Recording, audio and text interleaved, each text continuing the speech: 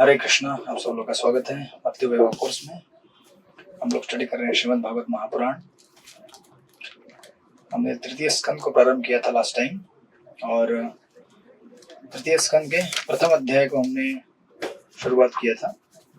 Questions bye Vidura, Vidur ji के प्रश्न, right.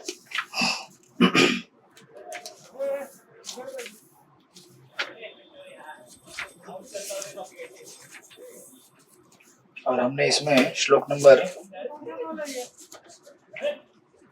I think 3 तक पूरा किया था। सॉरी 2 या 3 तक।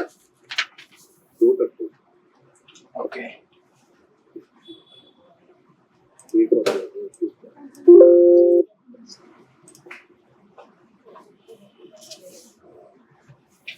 तो जैसे कि हम लोग पहले डिस्कस कर चुके हैं, द्वितीय स्कंद के अंत में जब शौनक ऋषि और सिमिलरली परीक्षित महाराज, इन्होंने जब विदुर जी और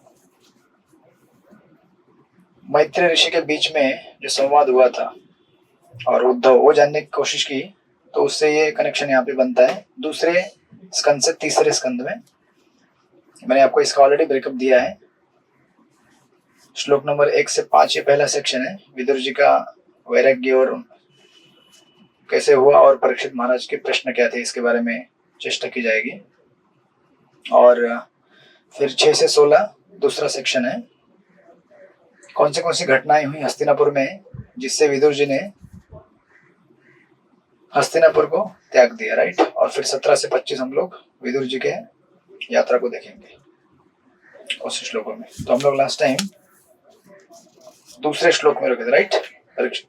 षष्ठी विदुर को पांडवों के रिहायशी मकान के विषय में और क्या कहा जा सकता है। सबों के स्वामी श्री कृष्ण तुम लोगों के मंत्री बने।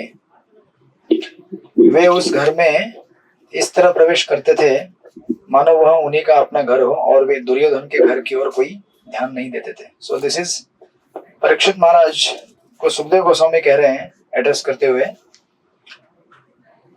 कि आपके जो पूर्वज रह चुके हैं हस्तिनापुर में वो कोई साधारण घर नहीं था। हमने इसको विस्तार से डिस्कस किया था कि जहां पर पांडव रहते थे वहां पर स्वयं कृष्ण आकर उनसे इस प्रकार रहते थे मानो वो अपने घर में रह रहे हो, राइट।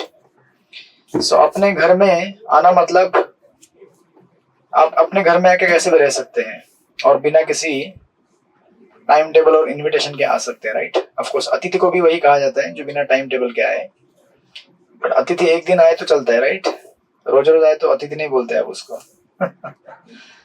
बट कृष्ण यहाँ पर जब बीच आते थे और इनके साथ रहते थे। और हमने देखा था किस प्रकार कृष्ण जब हस्तिनापुर आए थे और दुर्योधन ने उनको रिझाने के लिए 56 भोग लगाया था, बहुत सारा भोग लगाया था। लेकिन कृष्ण विदुर जी के पास गए थे और विदुरानी से उन्होंने भेंट किया था, राइट। सो ये दूसरा श्लोक था। और यहाँ पर प्रभुपाद ने तात्पर्य में उसको इलेबोरेट किया है। पांडवों का घर वृंदावन के समान था और विदुर को उस दिव्य आनंद वाले स्थान का परित्याग नहीं करना चाहिए था, right. So this was the holy place. बहुत सारे पवित्र स्थानों से भी उत्कृष्ट स्थान था। इसलिए आप देखेंगे ये त्रिकोण देखेंगे अगर आप ऊपर के धामों में जाएंगे तो एक्चुअली हस्तिनापुर, द्वारका और मथुरा, ये 3 भक्तों के समूह रह चुके हैं। अभी कुछ कारणवश हस्तिनापुर इस समय यानी कि जो दिल्ली है वो हो जाएगी, धीरे धीरे शुद्ध हो जाएगी। जो धाम में परिवर्तित नहीं हो सकी, राजनीतिक केवल एक पॉलिटिकल सर्कल बन के रह गया है। बट एक्चुअली हस्तिनापुर एक बहुत बड़ा होली प्लेस है क्योंकि वहां पर श्री कृष्ण स्वयं निवास किए हैं। सो नाउ वो जो ट्रैक्ट है उधर का ऊपर का, राइट। इसलिए उत्तर जो दिशा है उसको बहुत पवित्र माना जाता है। भारत का जो उत्तर का बेल्ट है स्पेशली, क्योंकि भगवान श्री कृष्ण ने वहां पे बहुत सारे पर्सनली लीलाएं की और अपना समय बिताया, राइट। तो इसको हम लोग डिस्कस करते हुए देख रहे थे कि किस प्रकार विदुर जी को नहीं छोड़ना चाहिए था, बट विदुर जी ने छोड़ दिया, right. This was the biggest holy place, right. और हम लोग इस चीज को भी डिस्कस कर रहे थे कि किस प्रकार विश्वनाथ चक्रवर्ती ठाकुर और एक कमेंट्री देते हैं और श्रील प्रभुपाद एक कमेंट्री देते हैं, राइट। विश्वनाथ चक्रवर्ती ठाकुर कहते हैं कि दुर्योधन के शब्दों से मर्माहत होकर जो वहां से निकल गए थे, राइट। परंतु श्रील प्रभुपाद कहते हैं कि होली प्लेसेस की विजिट करने हेतु आगे आएगा विस्तार से वर्णन, राइट। तो हम देखेंगे, ये हमने एक चर्चा किया था, इसमें 2-3 पॉइंट्स में जोड़ने थे कि किस तरह से आचार्य अलग अलग कमेंट्री देते हैं हमको, राइट। अलग अलग आचार्य अलग अलग एंगल से बताते हैं। समटाइम्स हम भी ऐसा, हमें लगता है कि हम भी कुछ कमेंट्री जोड़ सकते हैं इसमें, राइट। 2-3 साल, 4 साल, 10 साल हम लोग अगर बिता ले भक्ति में तो हम भी बना सकते हैं, एक्चुअली एनालॉजीज बना सकते हैं, अपने अपने एक्रोनिम बना लेते हैं भक्त लोग। परंतु हमें ध्यान रखना होगा कि वो शास्त्र कितने शास्त्र सम्मत हैं या नहीं है। तो इसलिए एक्चुअली जब हम भागवत जैसे विषय वस्तु को पढ़ते हैं तो हमें समझ में आता है। इसलिए प्रीचिंग के भी बहुत सारे स्तर रहते हैं। केवल नौसिखियों को प्रीचिंग करते रहेंगे तो हम लोग कभी आगे नहीं बढ़ पाएंगे। इवन हमारे भक्ति के हिसाब से भी हमें प्रीचिंग जो है अपना सिर्फ न्यू कमर्स को नहीं करना चाहिए। भागवत की जो कक्षाएं होती है, स्पेशली जो मॉर्निंग में भागवतम क्लास होती है टेम्पल में, उसमें बहुत आपको क्लैरिटी मिलेगी। बिकॉज उसमें हम लोग पता करते हैं कि हम क्या बोलते हैं और हमें क्या बोलना चाहिए था और क्या सही है, राइट। जिसको कुछ पता नहीं उसको कुछ भी बोल सकते हैं आप, बट जिसको सब कुछ मालूम है उसको ठीक ठीक से समझाना पड़ता है, राइट। जैसे आप लोग प्रेजेंटेशन देंगे अभी, तो आपको प्रेजेंटेशन देते समय पता होना पड़ेगा कि क्या बोल रहे हैं क्या नहीं बोल रहे, राइट। बिकॉज सामने सुनने वाले लोग ऐसे बैठे हैं जो पिछले 15-20 साल से भागवतम सुन रहे हैं, right. So that is the way. और विश्वनाथ चक्रवर्ती ठाकुर और बलराम शक्ति प्रभु का मैं लेक्चर सुन रहा था, उसमें वो कहते हैं कि समटाइम हम लोग एक कमेंट्री जोड़कर दूसरी कमेंट्री ऐसा देखें और हम सोचे कि हम भी एक अपनी कमेंट्री दे सकते हैं। और कई बार ऐसा आपने देखा होगा, एक टेंडेंसी रहता है हमारे अंदर, हमें लगता है कि किसी एक लीला में अगर हम कुछ लेसन नहीं निकाल पाए तो हम लोग लीला को ठीक से बता नहीं पा रहे हैं, है ना सृष्टि पितृ को, ऐसा लगता है हमको कि हर लीला को बताते समय उसमें कुछ लेसन होना ही चाहिए, नहीं ऐसा लगता है ना। तो खाली प्लेन अगर स्टोरी बताए तो मतलब मजा नहीं आया यार, कुछ तो बताओ हमें। सो अभी अगर आप भागवतम देखेंगे तो श्रीमद् भागवतम में ऐसे कितने सारे सेक्शन रहेंगे जहाँ पे कोई लेसन नहीं मिलेगा आपको। जैसे आप देखेंगे कई चक्रवर्ती सम्राट जो राजा होके गए उनकी जो वंशावली बताई जाएगी, तो खाली नाम होते हैं, ये राजा से ये राजा आ गए, फिर उन्होंने विवाह किया, उनकी पत्नी ये थी, फिर उनके बच्चे ये थे, फिर उन्होंने विवाह किया, फिर उनकी पत्नी ये थे, उन्होंने अपना राज्य का विस्तार इतना किया, एंड सो ऐसे रहते हैं, लंबा लिस्ट, राइट। आपको उसमें लिखा रहता है भगवान की भक्ति की उन्होंने, आप बोलेंगे ये भी एक लेसन है कि भगवान की भक्ति करनी चाहिए, बट उसके अलावा आप लेसन निकाल नहीं पाएंगे, है ना। तो ऐसा है ना, तो ऐसा होता है कि हम लोग, बिकॉज हम लोग कैसे है ना, मॉडर्न एजुकेशन के प्रोडक्ट हैं, आधुनिक शिक्षा के हम लोग बाई प्रोडक्ट है, प्रोडक्ट भी नहीं है, बाई प्रोडक्ट है, राइट। तो हमें हमेशा किसी भी चीज को एनालाइज करने की आदत पड़ जाती है। अगर आप गौर कृष्ण महाराज की कथाएं सुनेंगे, सुनिए आप लोगों ने गौर कृष्ण महाराज की कथाएं, है ना, पूरे 48 लेक्चर में पूरी भागवतम पूरी कर देते हैं वो है ना, 48 लेक्चर है, 2-2 घंटे के, 2.5 घंटे के। और सुनिए आप, इतना मतलब प्लेन है लेकिन इतना मधुर लगता है ना। जैसे अजामिल का पास टाइम में कई बार सुन चुका हूँ, वो इतना स्ट्रेट बताते हैं, कोई लेसन नहीं, कोई मतलब लेसन जहां जहां एक हाथ जरूरी पड़ता है जोड़ देते हैं, बट एक नरेशन रहता है कि इस प्रकार अजामिल था, फिर वो ऐसे ब्राह्मण था, फिर वो बाहर चला गया, फिर उसने ऐसा देखा, फिर वेश्या को लेके आया, फिर अंत में नारायण बोला और फिर उद्धार हो गया। ये कथा सुनने से ही इतना अच्छा लगता है, ऐसा लगता नहीं क्योंकि लेसन हमको मिलना चाहिए, नहीं मिलना चाहिए। इसलिए भागवतम को पढ़ते समय या पढ़ाते समय हमें इस बात का ध्यान रखना चाहिए कि not that every pass time में हमें लेसन निकालने के बाद या लेसन सुनने के बाद ही हमें कुछ समझ में आया, क्योंकि भागवतम हमें कैसे शुद्ध करता है ये हम खुद भी नहीं जानते।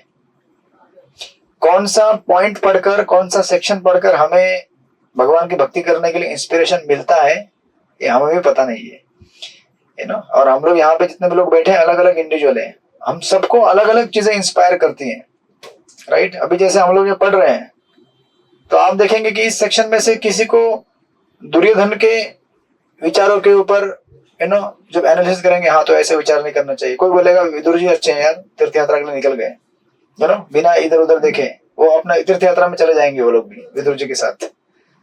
सो समटाइम शास्त्र हमें कैसे प्यूरिफाई करते हैं ये हमें खुद मालूम नहीं, क्योंकि शास्त्र कृष्ण है और कृष्ण जैसे उनको, यू नो, तरीका अपनाना है उस प्रकार से हमको शुद्ध करेंगे।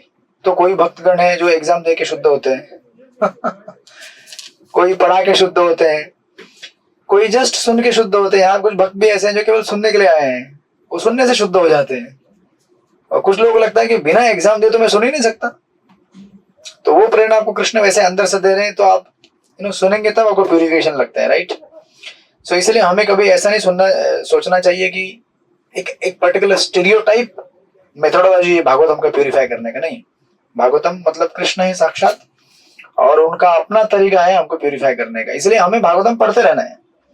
कई बार प्रभुपाद कहते हैं ना, समझ में नहीं आए तो ही पढ़ते रहो। अभी हम लोग तो रोज चैंटिंग करते हैं, क्या समझ में आता है हमको चैंटिंग में से, लेकिन शुद्धि तो हो रही है ना चैंटिंग करके। चैंटिंग करके और चैंटिंग करने की इच्छा हो रही है, मतलब शुद्ध हो रहे हैं हम लोग। इतने साल तक चैंटिंग को मेंटेन किया है, मतलब शुद्ध हुए तभी तो चैंटिंग मेंटेन हो रही है, अदरवाइज कैसे होती। सो नॉट नेसेसरी दैट हम लोग हर चीज को समझेंगे। जो समझे समझे, नहीं समझे नहीं समझे। ये ग्रंथों को उठाना, पढ़ना, इसको बांटना, इसको वर्शिप करना, यही भक्ति है, राइट। सो इसलिए यहाँ पे this is very important clarification, specially जब हम लोग जैसे जैसे पुराने होते जाते हैं भागवतम में। क्योंकि कुछ भक्त ऐसे मिलते हैं, कभी कभी मेरे को ऐसे कुछ भक्त है ना सुने थे मैंने और मिले भी हैं।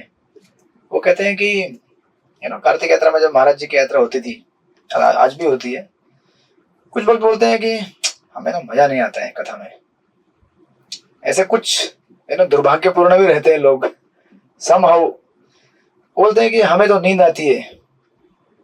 अच्छा, अगर दूसरे कोई ऐसे प्रचारक की कथा सुनाई जाए जो करिज्मेटिक है, तो ऐसा नहीं कि महाराज करिज्मेटिक नहीं है, करिज्मेटिक ऑलरेडी है, लेकिन हमारी एक ऐसी टेंडेंसी हो गई है कि हर कथा में 4 जोक सुनने चाहिए हमको, यू नो। जब तक 4 जोक नहीं सुनाए जाएंगे, 4 स्टैटिस्टिक्स नहीं दिखाए जाएंगे कि दुनिया में कितने लोग सुसाइड करके मर गए, कितने ना आज जीडीपी है भारत का, मतलब कथा में भी जनरल नॉलेज लेने का कोशिश चलते रहता है, यू नो। ये जब तक हमको ना बताया जाए तो हमको मजा नहीं आता कथा में, क्योंकि हम उतने शुद्ध नहीं है, ये हमें समझना चाहिए। ये हमारी औकात नहीं है एक्चुअली, देखा जाए तो जो प्योर नेक्टर मिल रहा है, रबड़ी, यू नो, उसको लेने के लिए हम लोग अधिकारी नहीं है, लेकिन आचार्य कृपावश हमें वो देने की चेष्टा करते हैं। लेकिन हम लोग इतने अभागे हैं कि हम उसके ऊपर भी टीका टिप्पणी डाल देंगे, है ना। इसलिए फिर ये मेरे फेवरेट स्पीकर है या ये नहीं है, या ऐसा कुछ नहीं होता है। भागवतम कक्षा अगर होती है आपके मंदिर में रोज, अगर कोई व्यक्ति व्यासासन के ऊपर बैठ के कथा कर रहा है, तो उसको कृष्ण ने अपॉइंट किया है, राइट। आप भले वैसासन से उतरने के बाद उसके साथ आपकी दुश्मनी वो अलग बात है, राइट। और होता भी है ऐसा बहुत बार है ना, मंदिरों में लोग पॉलिटिकल, है ना, लड़ाई झगड़ा कभी कुछ हो, लेकिन एक बार व्यक्ति वैसासन में बैठ के कथा के लिए बैठ गया, मतलब हमें देखना चाहिए कि कृष्ण ने उसे अपॉइंट किया है, प्रभुपाद जी ने उसको अप्रूव किया है, और वो कथा कर रहा है, तो हमें वो कथा कृष्ण से प्रेरित होकर आइए करके सुनना चाहिए, राइट। इस भाव में अगर हम सुनेंगे तो हमारा शुद्धिकरण होगा। अदरवाइज हम बोलेंगे यार आज मेरा फेवरेट स्पीकर नहीं बैठा है, यू नो, आसन के ऊपर, तो मुझे मजा नहीं आ रहा। डेफिनेटली हमारे अपने अपने फेवरेट स्पीकर रहते ही हैं, मेरे भी है। लेकिन आप जब साधना भक्ति में आते हैं और रूटीन क्लासेस में आते हैं, तो हमारा वो क्या है, प्यूरिफिकेशन है। पसंद आए नहीं आए आपके लिए विधि है, वो आपको बैठ के उसे स्वीकार करना है, क्योंकि उस समय कृष्ण के द्वारा प्रेरित होकर वो व्यक्ति बोल रहा है, राइट। तो ऐसी विधि है। तो ये यहाँ पे उसको क्लैरिफिकेशन दिया था एक सुंदर बलराम शक्ति प्रभु ने, कि अलग अलग आचार्यों की कमेंट्रीज देखकर हमें अपनी कमेंट्री बनाने की चेष्टा नहीं करनी चाहिए, या फिर हमें जज नहीं करना चाहिए किसी के कमेंट्री को। इनकी कमेंट्री तो ऐसी है, मतलब आई थिंक उनकी कमेंट्री नहीं, सबकी कमेंट्री बराबर है, अलग अलग एंगल से। और हम लोग कमेंट्री देने लायक कभी होंगे भी नहीं, यू नो। कमेंट्री देने लायक कौन हो सकता है, जो अपना पूर्ण जीवन शास्त्रों के तर्क और युक्ति से जिया है। आज हम लोग कुछ भी पढ़ाते हैं, अगर कमेंट्री को बाजू में रख दे हम लोग, हमारे पूर्ववर्ती आचार्य और सीनियर वैष्णव का, तो हम लोग क्या बोलेंगे ज्यादा ज्यादा, हमने जो भी प्रत्यक्ष प्रमाण से अपने सुना है देखा है, उसी के हिसाब से बोलेंगे, राइट। तो उसमें कितना सही है हमको ही मालूम है। लेकिन जब आचार्य कहते हैं, बोलते हैं, तो उनके अपने निजी अनुभव को शास्त्रों के साथ जोड़ के बोलते हैं, राइट। शास्त्रों के तर्क जो है या शास्त्र की जो युक्ति है उसको जोड़ के बोलते हैं, और वो अधिकार पाने के लिए बहुत समय लगता है। हमें कभी सोचना भी नहीं चाहिए कि वो अधिकार हमें मिल सकता है। हम जितना आचार्य ने दिया है उसी को रिलीज करें, एंजॉय करें, उसी में इतना सारा है, हमको एक्चुअली नया कुछ ढूंढने की जरूरत भी नहीं है। जितना हमें मिला है वो बहुत है। अब 1 साल 2 साल आपने जो भक्ति विधान अपने भक्ति विधान में जो पढ़ा है, और मैंने जो भी सुना है, वो जो भी सुना है महाराज से वही आपको रिपीट कर रहा हूँ। उतना भी अगर लेके बैठेंगे आप तो आपका प्रीचिंग कंटेंट अगले 10 साल के लिए बन गया है, और कुछ नया डालने की जरूरत नहीं पड़ती है हमको, राइट। अनलेस हम कुछ थोड़ा सा अगर उसमें टाइम प्लेस सर्कमस्टेंस के हिसाब से कुछ थोड़ा सा मॉडिफिकेशन करें, वो भी शास्त्रों से सम्मत, अदरवाइज नो नीड, राइट। तो इस तरह से ये प्रश्न सुखदेव गोस्वामी द्वारा ये बोलने के बाद, उनको ग्लोरीफाई करने के बाद, फिर तीसरे श्लोक से परीक्षित महाराज उनको बोलते हैं, सुखदेव गोस्वामी से पूछते हैं, पढ़िए षष्ठपदी को, श्लोक नंबर 3। हरे कृष्ण प्रभु जी, दंडवत प्रणाम। राजोवाच पुत्रक्षत्सु भगवता मैत्रेयाणास संगमः तदा वा सह संवाद एतद्वर्णयेन प्रभु। राजा ने सुखदेव गोस्वामी से पूछा, संत विदुर तथा अनुग्रहकारी मैत्रेय मुनि के बीच कहाँ और कब ये भेंट हुई तथा विचार विमर्श हुआ। हे प्रभु, कृपा करके ये कहकर मुझे कृतकृत्य करें। हरे कृष्णा, दंडवत प्रणाम। हरे कृष्णा। तो यहाँ पे परीक्षित महाराज जब एड्रेस कर रहे हैं विदुर जी को, तो क्या बोलते हैं? संत विदुर, राइट। और वो कहते हैं कि अनुग्रहकारी मैत्रेय मुनि, ये उनसे कहाँ मिले, कब मिले और क्या हुआ, मुझे बताकर इसका धन्य कीजिए मुझे, राइट। प्रॉपर में लिखते हैं, जिस तरह शौनक ऋषि ने सूत गोस्वामी से पूछा था और सूत गोस्वामी ने उत्तर दिया था, ठीक उसी तरह श्री सुखदेव गोस्वामी ने राजा परीक्षित की जिज्ञासा को उत्तर दिया। राजा इन दो महात्माओं के बीच संपन्न सार्थक विचार विमर्श के विषय में जानने के लिए अत्यंत उत्सुक थे, राइट। क्योंकि राजा भी उसी प्रकार के महात्मा थे, जिसका जो प्रकार का सब्जेक्ट मैटर रहता है उसमें वो रुचि रखता है। ये 2 महात्मा थे, उधर भी 2 महात्मा है। देन फिर चौथे श्लोक में बोलते हैं परीक्षित महाराज, पढ़िए बरसाना किशोरी माता जी। हरे कृष्ण, दंडवत प्रणाम। न हि अल्पार्थ उदय तस्य विदुरस्य अमल आत्मना तस्मिन् वरीयसी प्रश्न साधुवाद उपगुहित। महात्मा विदुर हे महान आणि विशुद्ध भक्त होते, आणि म्हणून त्यांनी परमपूज्य मैत्रेय मुनींना विचारलेले प्रश्न अतिशय अर्थपूर्ण व श्रेष्ठ स्तराचेच असले पाहिजेत। तसेच त्या प्रश्नांना विद्वान जनांचीही मान्यता असली पाहिजे। हरे कृष्ण। हरे कृष्ण। यहाँ पे बोलते हैं, देखिए प्रभुपाद का प्रॉपर देखेंगे तो आपको इसको तुरंत समझ में आएगा। प्रभुपाद कहते हैं विभिन्न श्रेणी के व्यक्तियों के बीच के प्रश्नों तथा उत्तरों का भिन्न भिन्न महत्व होता है, राइट। तो परीक्षित महाराज कह रहे हैं कि संत विदुर जी, राइट, और अत्यंत कृपालु ऋषि मैत्रेय, अब ये दोनों क्या है? भगवान के भक्त हैं। इन दोनों में क्या डिस्कशन हुआ होगा? उनके जो प्रश्न हैं वो अत्यंत सार्थक होंगे, उच्च स्तरीय होंगे, और इनको जो विद्वान मंडली यानी कि जो पूर्ववर्ती आचार्य इनके द्वारा रिकॉग्नाइज डिस्कशन रहेगा इनके बीच में। कोई भी आलतू फालतू का बात तो नहीं हुआ होगा। यानी कि जब 2 व्यक्ति साथ में आते हैं, उन बोलने वालों के औकात के ऊपर एक्चुअली देखा जाए तो शुद्ध मुंबई या हिंदी में कहें, इसलिए प्रॉपर कई बार भगवद्गीता में आपने पढ़ा होगा, a fool is not recognised unless he speaks, right. मूर्ख का पता चलता है जब वो बोले, पता चलता है कि कितना मूर्ख है। हाँ जी, श्लोक नंबर 4, स्कंद नंबर 3, अध्याय नंबर 1, श्लोक नंबर 4, 3.1.4, ठीक है। हरे कृष्ण। तो बोल रहे हैं, या प्रभुपाद कहते हैं, व्यापार विनिमय में व्यापारी व्यक्तियों द्वारा किए गए प्रश्नों का आध्यात्मिक महत्व नहीं हो सकता। विभिन्न श्रेणी के व्यक्तियों में उठने वाले प्रश्नों तथा उनके उत्तरों का अनुमान संबंध व्यक्तियों के बौद्धिक स्तर से लगाया जा सकता है, राइट। सो अगर आपको भगवद गीता स्टडी करनी है तो पान पट्टी वाले के पास जाकर नहीं स्टडी करेंगे आप, राइट?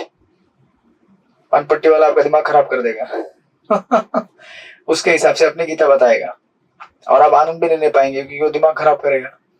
सो बेसिकली जब दो व्यक्तियों के बीच में डिस्कशन होता है, वो डिस्कशन वही होगा जितनी हमारी औकात है। आई मीन टू से कि हम लोग किस स्तर के हैं। जब हम मिलेंगे साथ में और हम उस समय क्या बात करेंगे, इससे हमें पता चलेगा कि हम आध्यात्मिक कौन से स्तर पे बैठे हुए हैं या फिर कौन से स्तर से गुजर रहे हैं, यू नो। तो अगर आपको कभी काउंसलिंग जो है, आपके काउंसलर को चेक करना है, काउंसलिंग मीटिंग में चेक मत कीजिए। तो काउंसलिंग मीटिंग में तो आध्यात्मिक ही बोलेगा प्रभु जी सेवा करनी चाहिए, भक्ति करनी चाहिए। उसको देखना है तो सीक्रेटली जाके देखना पड़ेगा। जैसे प्रभु राम अपनी प्रजा को देखने के लिए जाते थे, अचानक वेश बदल कर, यू नो, जाके देखते थे लोग क्या बात कर रहे हैं, लोग क्या डिस्कस कर रहे हैं। तो आपको भी अगर आपके काउंसलिंग चेक करने की क्या करते हैं क्या नहीं करते हैं, अचानक उनके फोन टैप कर लीजिए है ना। जब दो भक्त मंदिर में कोने में बैठते खुश करते रहते हैं, तुझे पता है क्या हुआ? अरे क्या बताऊं तुझे मैं, ये भक्त के पास इतना सारा पैसा मिला, ये जो भी है व्हाटएवर। तो हम लोग जब दो भक्त मिलते हैं तो क्या डिस्कस करते हैं, इससे पता चलता है कि हमारी औकात कितनी है, राइट? जिस प्रकार यहाँ पर परीक्षित महाराज कह रहे हैं कि डेफिनेटली जब विदुर जी और मैत्रेय मुनि मिले होंगे तो उन्होंने तो ऐसे सब्जेक्ट मैटर का डिस्कशन किया होगा जो कैसा है, अत्यंत सार्थक करने वाला, उच्च स्तरीय और विद्वान मंडली द्वारा अनुमोदित रहेगा, राइट? तो हम अगर अपनी श्रेणी को टेस्ट करना चाहते हैं तो जब भी हम मिले तो चेक कीजिए कि हम लोग क्या डिस्कस करते हैं, राइट? उससे हमारी श्रेणी या फिर कैटेगरी या फिर हमारा आध्यात्मिक स्तर हमें पता चल जाएगा। It's a barometer test. तो इसी प्रकार प्रभुपाद यहाँ पे इस चीज को परपोर्ट में एलैबोरेट कर रहे हैं, राइट? भगवद गीता में जो विचार विमर्श हुआ वह श्री कृष्ण तथा अर्जुन के बीच हुआ, जो क्रमशः परम पुरुष तथा परम भक्त थे, राइट? सो भगवान और भगवान के भक्त, इसके बीच में क्या डिस्कस किया जाएगा? भक्ति डिस्कस की जाएगी। इसलिए भगवद गीता क्या है? भक्ति में शास्त्र है। लोग अनेक अनेक प्रकार से इसको एनालाइज करने की कोशिश करते हैं, इसमें योग बताया, इसमें कर्म बताया, इसमें ज्ञान बताया। नहीं, इसमें भक्ति बताई है। ये तो योग और कर्म और ज्ञान ये तो उसके लिए बताया है कि बीच बीच में जो आकर अपना मुंह टेढ़ा करेंगे कि क्या भक्ति भक्ति कर रहे हो बार बार, जैसे परीक्षित महाराज ने और सुखदेव गोस्वामी ने सेकंड कैंटो में डिस्कस किया ना, जो प्रगति करने के लिए, इस जीवन से मुक्त होने के लिए सबसे सर्वश्रेष्ठ मार्ग क्या है, ये बताते समय परीक्षित महाराज को सुखदेव गोस्वामी ने बताया अनेक अनेक मार्ग। प्रथम द्वितीय स्कंद में आपने देखा है, वो first chapter, second chapter, third chapter, अपना योग का मार्ग है, कर्म का मार्ग है, ज्ञान का मार्ग है, लेकिन भक्ति सबसे श्रेष्ठ है। और जो भक्ति करेगा वही सर्वाधिक फायदे में रहेगा। ये वहां भी बताया था, आपने देखा है उस चीज को, राइट? तो इस प्रकार यहाँ प्रभुपाद इस चीज को एलाबोरेट करते हैं।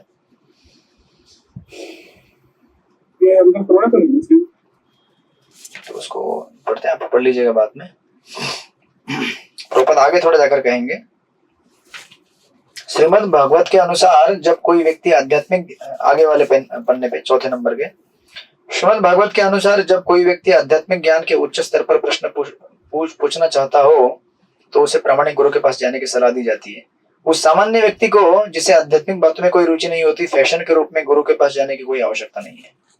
कई बार लोग ऐसे होते हैं, just for the sake of fashion, क्योंकि उसमें मजा आता है ना। अगर हमारा फोटो अगर गुरु के साथ खींचा जाए तो फिर फोटो में हम लोग क्या ढूंढते हैं? गुरु को नहीं ढूंढते हैं भाई मेरा फोटो लगा हुआ है, देखो मैं फेमस हो रहा हूँ, गुरुजी साइड में है, वो मुझे फेमस करने के लिए है ना। कई बार ऐसा हो जाता है, इसीलिए हम लोग इस चीज से बड़े सावधान रहे कि हम लोग आध्यात्मिक क्रियाएं कर रहे हैं तो हम केवल दिखावा के लिए कर रहे हैं संसार के, कि किसके लिए कर रहे हैं। इसलिए कहते हैं महाराज परीक्षित छात्र के रूप में ईश्वर विज्ञान समझने के प्रति जिज्ञासु थे और सुखदेव गोस्वामी दिव्य विज्ञान के प्रामाणिक गुरु थे। दोनों ही जानते थे विदुर तथा मैत्रेय ऋषि द्वारा जिन विषयों पर विचार विमर्श हुआ होगा वो उच्च स्तरीय होगा, इसलिए उनको जानने की चेष्टा परीक्षित महाराज कर रहे हैं, राइट? एंड देन सुत गोस्वामी थोड़ा सा बीच में आकर एक एंट्री करते हैं और बताते हैं। श्लोक नंबर 5 पढ़िए अनुकंपा शक्ति माता जी। हरे कृष्ण प्रभु जी, पंचांतरम। सुत उवाच स एवं ऋषिवर्यो अयं पृष्टो राज्ञा परीक्षिता प्रत्याहतं तु बहु विस्मितात्मा श्रूयतामिति। श्री सुत गोस्वामी ने कहा, महर्षि सुखदेव गोस्वामी अत्यंत अनुभवी थे और राजा से प्रसन्न थे।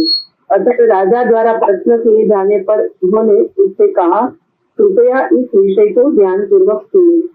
हरे कृष्ण। मतलब अगर टीचर आपसे प्रसन्न रहेंगे तो फिर बोलेंगे वो कृपया ध्यान पूर्वक सुनिए, नहीं तो क्या है, जस्ट अरे ठीक है यार पढ़ाना है चलो पढ़ा के निकल जाते हैं, है ना। जब विद्यार्थी और शिक्षक इनके बीच में अफेक्शन रहता है, एक रिलेशनशिप रहता है स्नेह का, तो टीचर डेफिनेटली बोलते हैं कि दिस इज वेरी इंपॉर्टेंट, ठीक से सुन लो, इसे मिस मत करो, अगर ये आप मिस कर जाओगे तो आगे के सेक्शंस आपको समझ में नहीं आएंगे, राइट। तो परीक्षित महाराज और सुखदेव गोस्वामी इन दोनों के बीच में एक स्नेहपूर्ण संबंध, दोनों ही भगवान के भक्त हैं, राइट। इसलिए कह रहे हैं ध्यान पूर्वक सुनिए, राइट। सुत गोस्वामी इस प्रकार कहते हैं। तो नाउ अभी इसको बोलने के बाद सुखदेव गोस्वामी टेक ओवर करेंगे वापस यहाँ पे, और सुखदेव गोस्वामी कहते हैं, कनाई प्रिया माता जी आप हैं वहां पे? हरे कृष्ण पढ़ी पांचन प्रणाम। पढ़िए श्लोक नंबर 6। श्री सुक उवाच यदा तु राजा सशतान् साधु पुष्पनधर्मेण विनष्टे दृष्टि भाते बुद्धस्य सुतान् विबध्नु प्रवेश्य लाक्षा भवने ददाह। श्री सुखदेव गोस्वामी ने कहा, राजा दशरथ अपने बेईमान पुत्रों का पालन पोषण करने की अपवित्र इच्छाओं के वश में होकर अंधा बन गया और उसने अपने पितृविहीन भतीजों पांडवों को जला देने के लिए लाक्षागृह में आग लगा दी। हरे कृष्ण प्रभु की कृष्णा। तो यहाँ से अभी वो इवेंट बताए जाएंगे जिन इवेंट्स की वजह से, जिन प्रसंगों की वजह से महाभारत का युद्ध छिड़ गया और साथ में विदुर जी रिटायर हो गए, उन्होंने संन्यास ले लिया और तीर्थ यात्रा पे निकले। उन इवेंट्स को यहाँ से इलेबोरेट करें। तो सबसे पहला इवेंट है लाक्षागृह को जलाने का, राइट। ये आपको पता है, महाभारत में आपने देखा है, और प्रथम स्कंद में कुंती महारानी ने भी इसका वर्णन किया है कि किस प्रकार पांडवों को लाक्षागृह में जलाने के लिए षड्यंत्र रचा गया था, राइट। और इसमें इनको बचाने के लिए भी कौन सहायता कर रहे थे? विदुर जी, राइट। विदुर जी ने ही इनको बचाने के लिए मदद किया। और अगर परपट में जाएंगे, प्रभुपाद लिखते हैं छठे श्लोक के, धृतराष्ट्र जन्मांध था, यानी कि बचपन से अंधा था, किंतु अपने बेईमान पुत्र के समर्थन हेतु अपवित्र कार्य करने में उसका अंधापन दृष्टि के शारीरिक दोष से कहीं बड़ा था। सो नाउ दो प्रकार के अंधेपन होते हैं, एक होता है एक भौतिक अंधापन और दूसरा होता है आध्यात्मिक अंधापन, राइट। तो भौतिक अंधापन तो ठीक है, किसी को हो सकता है, ये भी प्रॉब्लमेटिक चीज है। अगर आप अंधे तो आपको दिख नहीं सकता, आप चल नहीं सकते, लेकिन इससे भी भयानक है इनसाइट ना होना, स्पिरिचुअल साइट ना होना, राइट। आध्यात्मिक दृष्टिकोण से अंधा होना। इसलिए प्रभुपाद वहां पे लिखते हैं, दृष्टि के शारीरिक दोष से वो कहीं बड़ा दोष था। दृष्टि की शारीरिक कमी से किसी की आध्यात्मिक प्रगति नहीं रुक सकती। अभी अंधा व्यक्ति भी चैंटिंग कर सकता है ना, हरे कृष्ण कृष्ण कृष्ण हरे हरे, हरे राम राम राम हरे हरे। तो दृष्टि से अंधा व्यक्ति भक्ति कर सकता है, भगवान को मान सकता है, भजन कर सकता है। जैसे आपको पता रहेगा बिल्लो मंगल ठाकुर, है ना, इनफैक्ट वो जब उनकी आंखें थी तब भक्ति नहीं कर रहे थे, राइट। जब अपने भक्ति पूर्व जीवन में थे, तो आपको पता है किस प्रकार वो, क्या नाम था उसका, चिंतामणि कौन वेश्या थी, उसके पास जाते थे और कैसे उसने उससे कहा कि अरे तुम क्या कर रहे हो, तुम भक्ति करो ना भगवान की। इतना अगर आप प्रयास मेरे लिए कर रहे हो, उतना प्रयास अगर आप ठाकुर जी के लिए करते तो आप आज तक भगवान को प्राप्त कर लेते। तो गुरु बन गई वो। फिर वो चले गए वृंदावन में जाने के पहले उनको बीच में सड़े है ना रास्ते में, फिर और एक स्त्री मिली, उससे आकर्षित हो गए, तो उन्होंने अपनी आंखें खत्म कर दी। तो उसके बाद आपको मालूम है कितने अच्छे अच्छे भजन लिखे उन्होंने और कितने भगवान की भक्ति की, शुद्ध भक्त बन गए बिल्लो मंगल ठाकुर। तो कोई अगर अंधा हो शरीर से कोई प्रॉब्लम नहीं है, वो भगवान का शुद्ध भक्त बन सकता है। लेकिन अगर आप आध्यात्मिक आंखें खो दें तो आपको बड़ा प्रॉब्लम हो सकता है। यहाँ पे प्रभुपाद लिखते हैं किंतु जब कोई कायिक रूप से सुस्त होते हुए आध्यात्मिक रूप से अंधा होता है तो वह अंधांध मनुष्य जीवन के उन्नति मार्ग में भयावह रूप से बाधक हो सकता है, right. So that is what happening to Dhritarashtra, कि जिसने अपने बेईमान पुत्रों का पालन पोषण की, राइट। पालन पोषण करना एक बात होती है, लेकिन उनकी अपवित्र इच्छाओं को बार बार मेंटेन करना और उनकी इच्छाओं के खातिर अपने पितृविहीन भतीजों यानी कि पांडवों को मारने के लिए अनेक अनेक प्रयास करना, उसमें से पहला प्रयास था ये। तो इसका यहाँ पे रेफरेंस दे रहे हैं शुकदेव गोस्वामी। फिर आगे कहते हैं 7वें श्लोक में, सच्चिकिशोरी माता जी आप पढ़ेंगे। हरे कृष्णा दनर्पणम यदा सभायां कुरुदेव देव्या एषाभिवर्षं सुतकर्मग्रह्यं नवार्यमास अनुपस्पृश्नाया स्वशैर्हरन्त्या कुचकुंकुमानि। इस राजा ने अपने पुत्र दुशासन द्वारा देवतुल्य राजा युधिष्ठिर की पत्नी द्रौपदी के बाल खींचने के निंदनीय कार्य के लिए मना नहीं किया, यद्यपि उसके अश्लोक से उसके वक्षस्थल का कुंकुम तक धुल गया था। हरे कृष्णा दंडप्रणाम। हरे कृष्णा।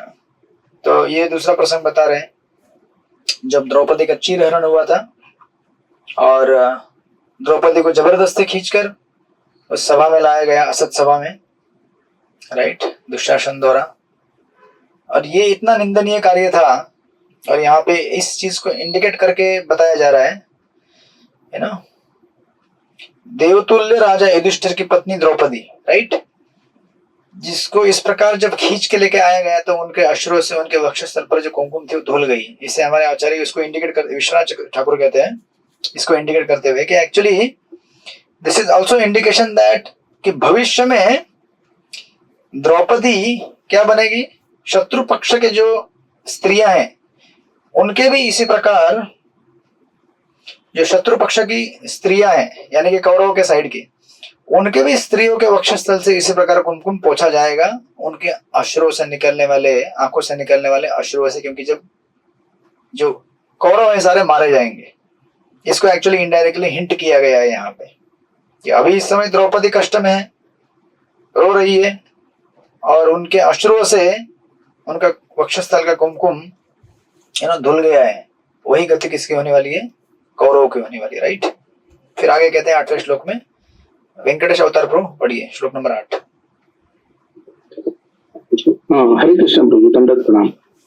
मिते तु अधर्मेण जितस्य साधो सत्य अवलंबस्य वनम गतस्य न याचत अदात समयेन दायम तम अजुषाणायत अजात शत्रु। जन्मापासूनच अजात शत्रू असलेल्या युधिष्ठिराच्या दूतामध्ये कपटाने पराभव करण्यात आला, परंतु त्याने सत्यव्रत स्वीकारले असल्याने ते अरण्यात निघून गेले। कालांतराने वनातून परतल्यावर त्यांनी राज्यामधील आपल्या न्याय भाग मागितला असता भ्रमित झालेल्या धृतराष्ट्राने त्यांना ते देण्याचे नकारले। हरे कृष्ण दंडवत। हरे कृष्ण। तो आप अभी यहाँ पे देखेंगे, ये प्रसंग आपको महाभारत के पूर्व का प्रसंग है, जो वनवास से वापस आ गए पांडव, राइट। प्रभुपाद उसको इलेबोरेट करते हैं परपोर्ट में, क्योंकि क्षत्रिय एक्चुअली किसी के अंदर एम्प्लॉयमेंट लेके नहीं रह सकते। क्षत्रिय, वैश्य और ब्राह्मण, employment is only for Shudras actually. नौकरी कौन करते हैं, शूद्र करते हैं। लेकिन यहाँ पे कोई शूद्र नहीं है, यहाँ पे कोई ब्राह्मण नहीं है, यहाँ पे कोई क्षत्रिय नहीं है, यहाँ पे कोई वैश्य नहीं है, यहाँ पे कौन है, सारे वैष्णव है। तो इसीलिए हम लोग नौकरी भी करते हैं, हम कुछ भी कर सकते हैं भगवान की सेवा के लिए, नहीं तो आप लोग बोलेंगे हम लोग आप शूद्र बोल रहे हैं। बट ये वर्ण और आश्रम की व्यवस्था ऐसी है। और उस समय यहाँ पे प्रभुपाद लिखते हैं लास्ट के परपोर्ट में, शत्रु के रूप में पांडवों की सही जीविका तो एकमात्र शासन करना था, न कि कोई अन्य कार्य स्वीकार करना। एक ब्राह्मण, क्षत्रिय, वैश्य किसी भी परिस्थिति में अपनी जीविका के लिए नौकरी स्वीकार नहीं करेगा, राइट। तो इन्होंने कहा कि भाई अगर आप इतना बड़ा राज्य नहीं दे सकते हमको, एक्चुअली पूरा राज्य इनका ही था, चलो वो भी नहीं दे सकते, आधा दे दो, चलो आधा भी नहीं दे सकते, चलो 5 गांव दे दो। तो दुर्योधन ने कहा था कि 5 गांव क्या, मैं तो आपको सुई की नोक पर जितनी जगह होती है, मतलब कितनी एरोगेंस है देखिए। अभी सुई की नोक के ऊपर कोई जगह गिनती करता है क्या, कभी गिनती की है आपने कभी जिंदगी में? सुई के नोक के ऊपर की जगह मतलब कोई एग्जिस्ट करती है क्या? मतलब इतनी मूर्खता है, मूर्खता से ज्यादा एक प्रकार का एरोगेंस अहंकार, और ये अहंकार हमको डुबा देता है संसार में, राइट। बोलना है तो बोलो ना सिंपल कि नहीं दे सकता, मैं आ सकता हूँ इस जगह से मेरी, बट इस तरह से बोलना कि मैं आपको सुई के नोक के ऊपर की जगह नहीं दे सकता, मतलब इतना, मतलब हृदय के अंदर ईर्ष्या, क्रोध, और अहंकार है, राइट। इसकी वजह से यहाँ पे लिख रहे हैं, प्रभुपाद इस पर्पट में कहते हैं,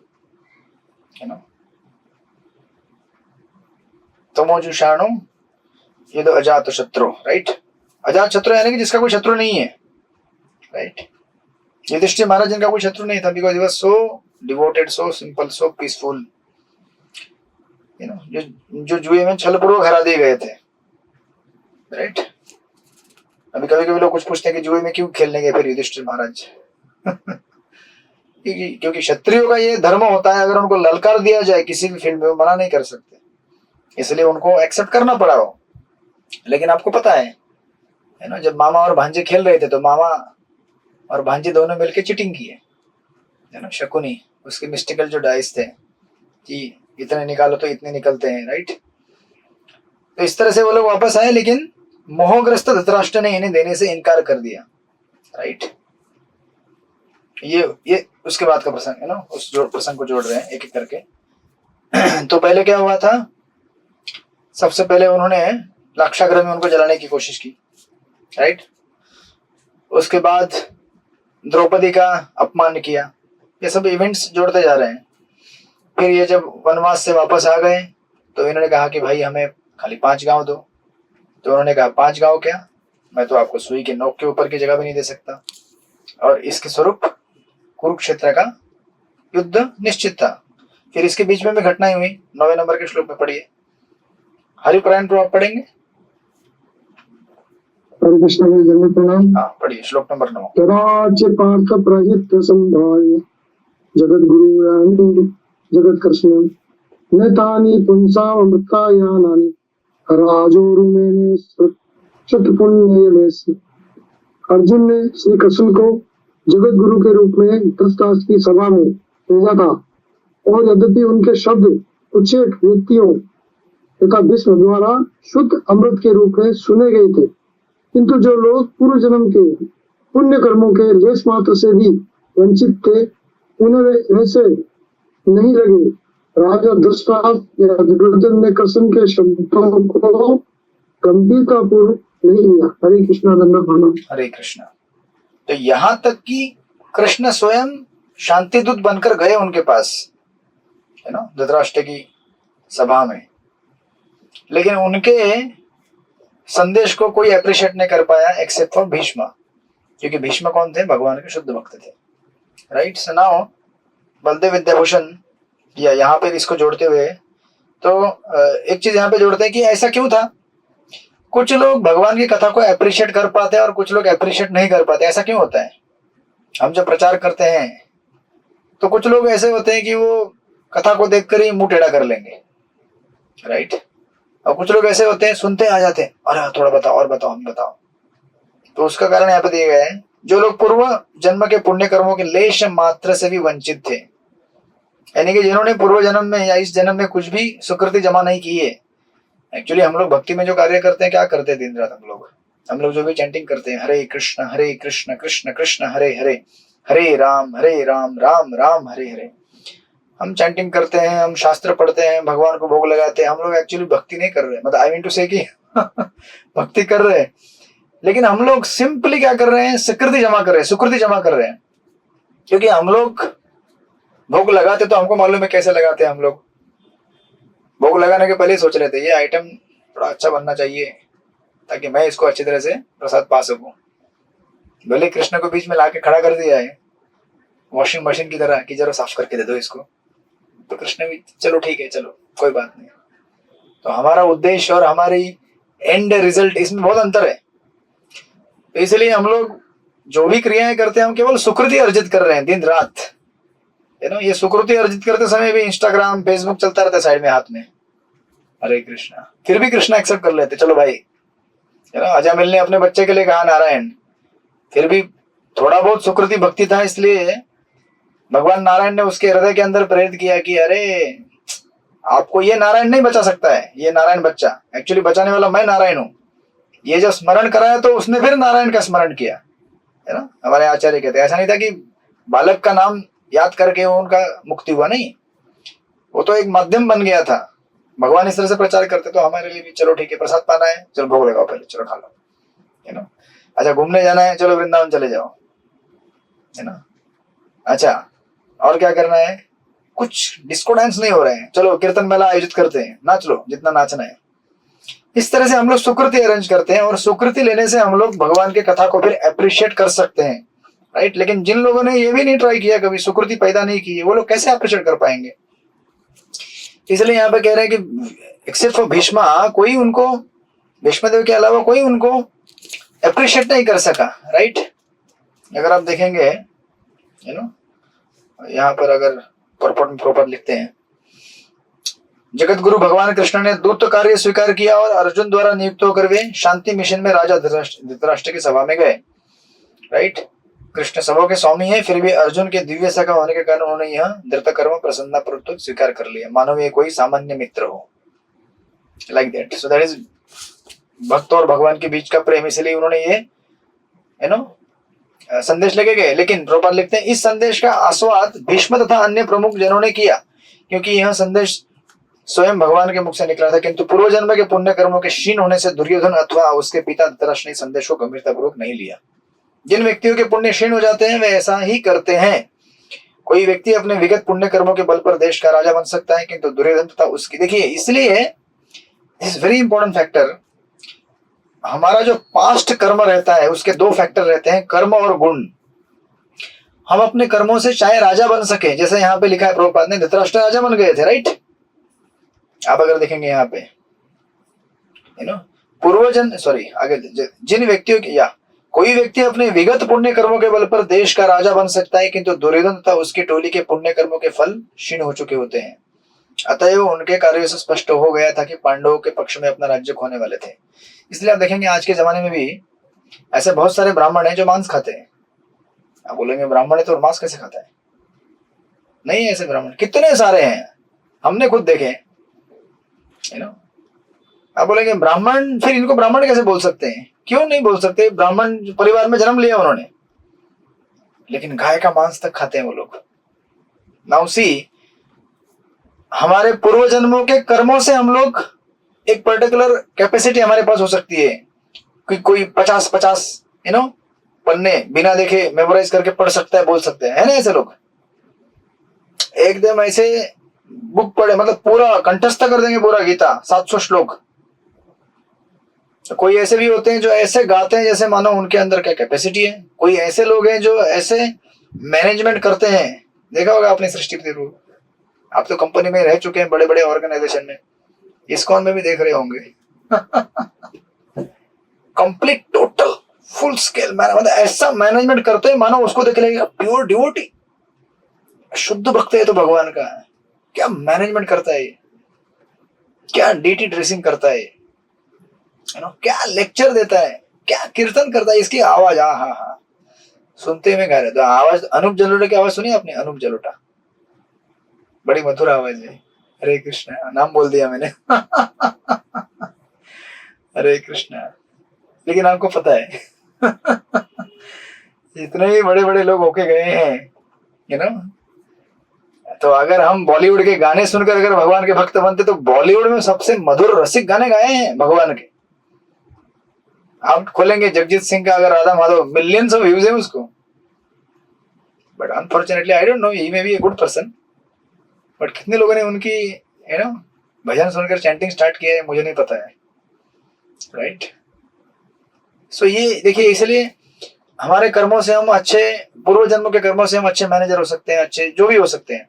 इसका मतलब ये नहीं कि हम भक्त बन सकते हैं। भक्त बनने के लिए अलग से ट्रेनिंग लेना पड़ता है, गुण जो है उसको डेवलप करना पड़ता है। कर्म हमारा हो सकता है ब्राह्मण का, लेकिन गुण ब्राह्मण का नहीं हो सकता। इसलिए देखिए आजकल इतने सारे लोग हैं जो ब्राह्मणिकली ओरिएंटेड है, इंटेलेक्चुअल से हाई इंटेलेक्चुअल कैपेसिटी है प्रोसेसिंग करने के डाटा को, बड़े बड़े कंपनी में मैनेजर बन के बैठे हैं, शास्त्र लिख रहे हैं, मतलब ग्रंथ लिख रहे हैं, कंपनी के बड़े बड़े ये बना रहे हैं, यू नो, लेकिन सिगरेट पिएंगे, मांसाहार करेंगे, इस संसार से आसक्त रहेंगे, क्योंकि जो आसक्ति जो है वो किससे डेवलप होती है? साधना करने से डेवलप होती है। साधना, भक्ति, स्पेशली स्पिरिचुअल ट्रेनिंग, सत्वगुण ऐसा डेवलप नहीं होता है।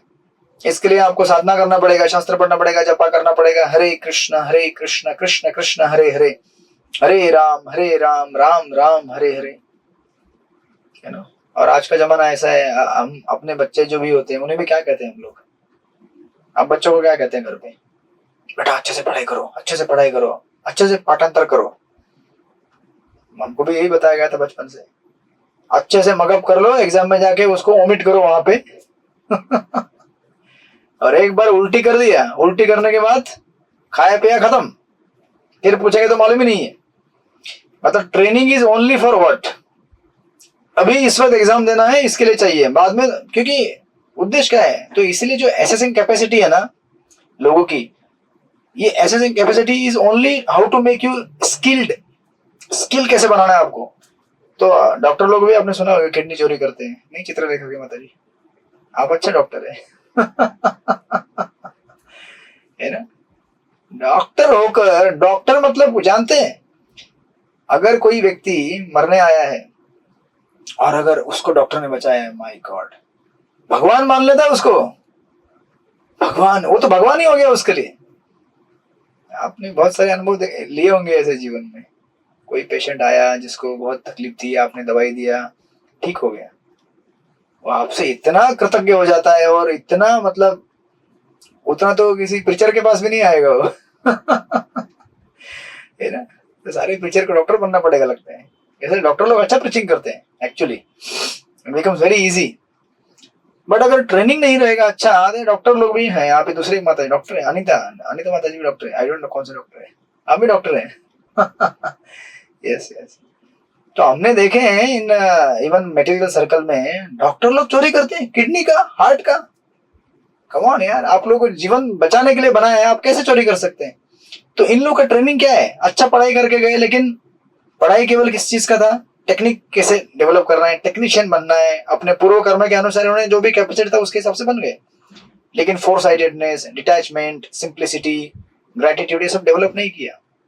तो कैसे आप अच्छे बनेंगे? फिर ब्राह्मण बन नहीं सकते, बनेंगे ब्राह्मण लेकिन मांस खाने वाले, क्षत्रिय बनेंगे लेकिन क्या, प्रजा को लूटने वाले।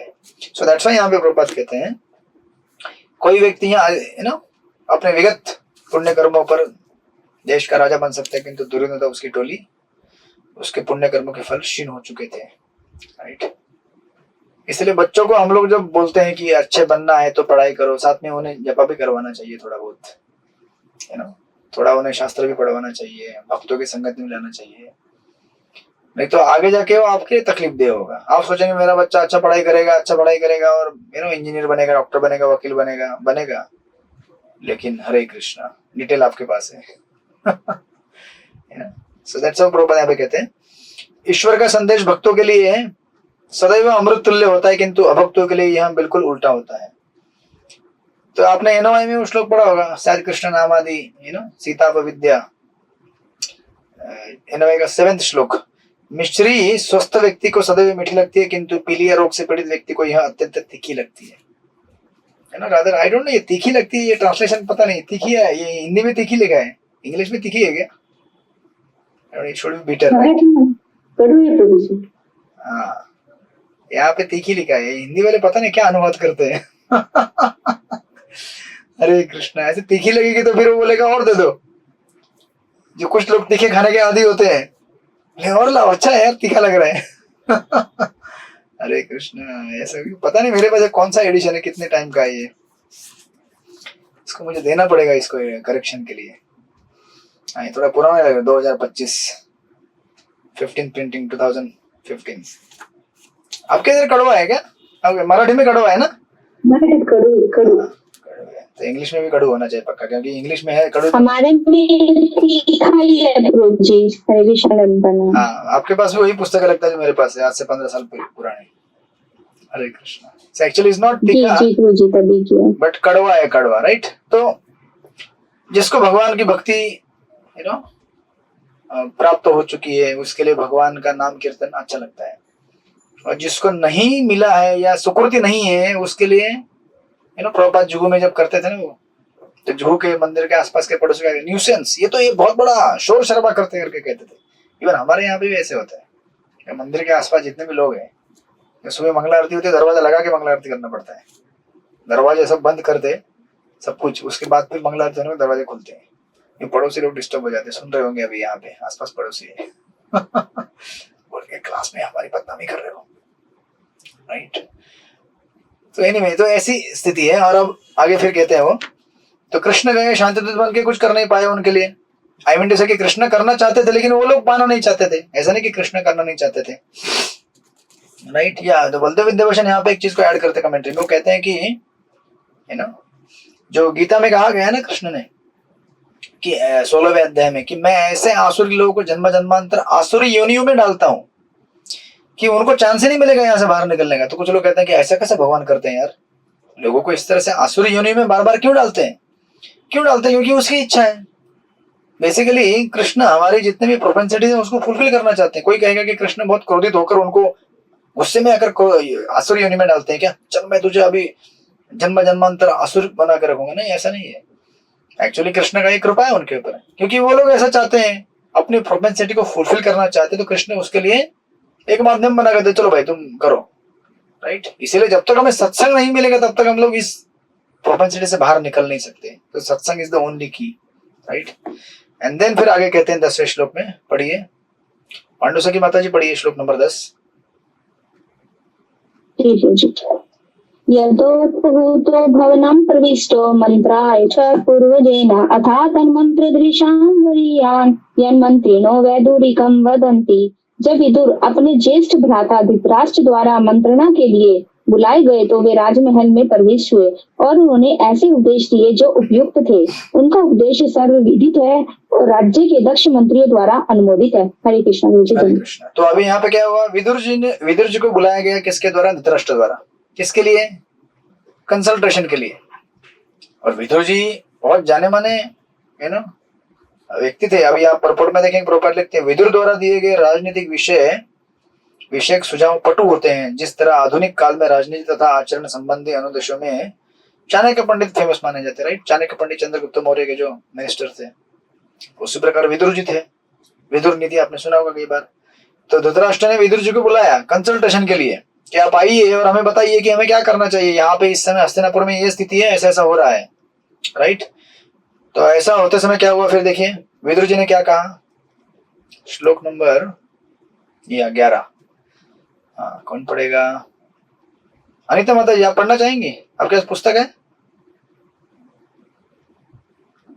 है तो पढ़िए, तो नो प्रॉब्लम। हाँ पढ़िए श्लोक नंबर 11।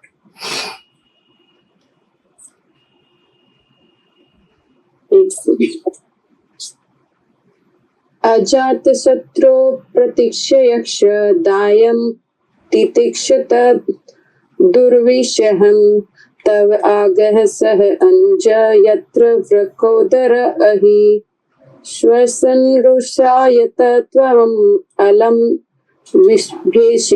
विभेषी।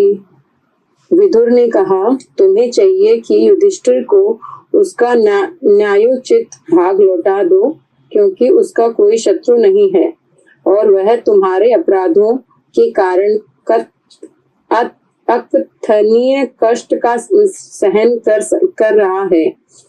वह अपने छोटे भाइयों सहित प्रतीक्षारत है, जिनमें से प्रतिशोध की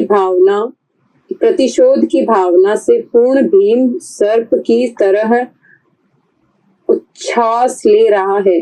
तुम निश्चय ही उससे भयभीत हो। हरे कृष्ण। हरे कृष्ण। अब विदुर जी ने इतना स्ट्रॉन्ग प्रीचिंग किया है धृतराष्ट्र ने बुलाया तो उसने सोचा होगा कि अभी कुछ अच्छी बातें बहेंगे जिससे मेरा राज्य और समृद्धि में आएगा। तो विदुर जी तो क्या है, जो सही है वही बोलेंगे, राइट। विदुर जी तो एकदम कड़क प्रीचिंग की है और बाद में भी और कड़क प्रीचिंग करेंगे महाभारत के प्रसंग होने के बाद, जब वो हमने ऑलरेडी फर्स्ट कैंटो में देखा है 13वें अध्याय में धृतराष्ट्र के द्वारा गृह त्याग उस प्रसंग में। वो कहते हैं कि भाई तुम लोग जो कर रहे हो ना, गलत काम कर रहे हो, तुम लोग एक नंबर के चोर हो, लुटेरे हो। सीधी सीधी बात में कहें तो वो बोले कि तुम लोग ऐसा मत करो यू नो, जो राज्य उनके अधिकार के उन्हें दे दो, राइट। और आपको पता है क्या क्या हो रहा है? वो कह रहे हैं कि अपने छोटे भाइयों सहित, यानी कि युधिष्ठिर महाराज अपने भाइयों के सहित प्रतिशारद हैं, जिनमें से प्रतिशोध की भावना से पूर्ण भीम सर्प की तरह उच्छ्वास ले रहे हैं। और देखो, मुझे पता है आप सब किससे डरते हैं? भीम से डरते हैं, और भीम आप सब लोगों को खत्म करने वाला है। तो मेरी सलाह तो मानो कि आप लोग क्या करो, उनके साथ चुपचाप शांतिपूर्ण वार्ता करके इस झगड़े को समाप्त कर दो। झगड़ा तो आपको पांडवों की तरफ से नहीं था, कौरवों की तरफ से ही था। देखिए, अभी इतना बड़ा राज्य, उसमें पांडवों ने केवल 5 गांव मांगे तो क्या मांगा? कुछ भी नहीं मांगा एक्चुअली देखा जाए तो, यू नो। मतलब पूरा विश्व के चक्रवर्ती सम्राट थे कौरव, इनके 5 ही गांव तो मांगे। 5 गांव क्या होते हैं? जो राजा बनने वाला है पूरे विश्व का, उसके लिए 5 गांव क्या होते हैं? कुछ भी नहीं होते। ऐसा भी नहीं था कि भविष्य में फिर ये 5 गांव मिलकर अटैक करेंगे हस्तिनापुर के, ऐसा भी नहीं था। फिर भी उतना उनका एरोगेंस था। तो विदुर जी समझाते कि तुम ऐसा मत करो, ये तुम गलत कर रहे हो, राइट। एंड देन आगे कहते हैं वो, और इसको इलेबोरेट करते हुए कि कितना यू नो इंपॉर्टेंट इंस्ट्रक्शन यहाँ पे दिया है श्लोक नंबर 12 में। रमेश मोदी प्रभु पढ़िए श्लोक नंबर 12।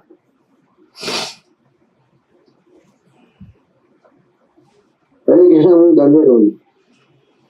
पार्थानस्तु देवो भगवान मुकुंदो गृहीत्वान् ससती देव आस्ते सौर्या यदुदेव देवो विनिजिदासीस भूदेव देव।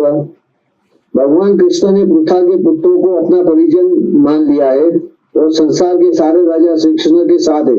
वे अपने घर में अपने समस्त पारिवारिक जनों, यदुकुल के राजाओं द्वारा राजकुमारों के साथ, जिन्होंने असंख्य शासकों को जीत लिया है, उपस्थित है और वे उन सबों के स्वामी है। हरे कृष्ण। हरे कृष्ण। सो कितना समझाना पड़ा, जरा विचार कीजिए। ऑर्डिनरली एक व्यक्ति को अगर बता दिया जाए, समझो अगर 2 व्यक्तियों के बीच में झगड़ा हो जाए और उस व्यक्ति को बता दिया जाए, अरे जानते हो इस डिवोटी के बारे में ज्यादा बात मत करो, क्योंकि ये डिवोटी भगवान श्री कृष्ण का बहुत प्रिय है और कृष्ण उसके साइड में है। इतना बोल दिया जाए तो काफी हो गया ना, फिर कोई झगड़ा नहीं करेगा। अगर इतना कह दे आपकी इस व्यक्ति के पक्ष में श्री कृष्ण है, तो हम तो बोले अरे कृष्ण उनके पक्ष में है, मैं उससे लड़ाई झगड़ा नहीं करूंगा। लेकिन धृतराष्ट्र को कितना समझाना पड़ रहा है। देखिए, एक एक लाइन में कहते हैं वो, यू नो, कहते हैं कि अरे भैया, श्री कृष्ण जो सभा के स्वामी हैं, द्वारका के राजा हैं, केवल द्वारका के राजा नहीं है, भगवान है स्वयं। उन्होंने क्या किया है? पृथा के पुत्रों को अपना मान लिया है। जब पांडवों को अपना मान लिया है, तुम उनके साथ जाके क्यों भिड़ रहे हो? जब कृष्ण ने उनको अपना मान लिया है, तो किसी भी तरह से वो उनका साथ देंगे, उनको जिताएंगे अगर युद्ध भी हुआ तो, राइट। इस तरह से उसको ये ना विशेषण ऐड करके बता रहे हैं। और वो कहते हैं कि आप ये भी जानते हैं अच्छी तरह से धृतराष्ट्र जी कि इनके जो परिवार के सदस्य हैं कृष्ण के, कौन? यदुकुल। इन्होंने क्या किया है? यदुकुल के राजाओं तथा राजकुमार के साथ, जिन्होंने असंख्य शासकों को जीत लिया है। यानी कि कृष्ण के साइड में कौन कौन है? ऑलमोस्ट जितने भी राजा हैं जिनको यदुकुल ने ऑलरेडी जीत लिया है, राइट। और कृष्ण स्वयं साक्षात भगवान भी है। ये सब लोग उनके साथ है, तो आप इनसे क्यों पंगा ले रहे हो? एक तरह से ये कहने का अर्थ है, ये क्यों फालतू में पंगा लेना चाहते हो? ये जानते हो कौन है? ये प्राइम मिनिस्टर का बेटा है।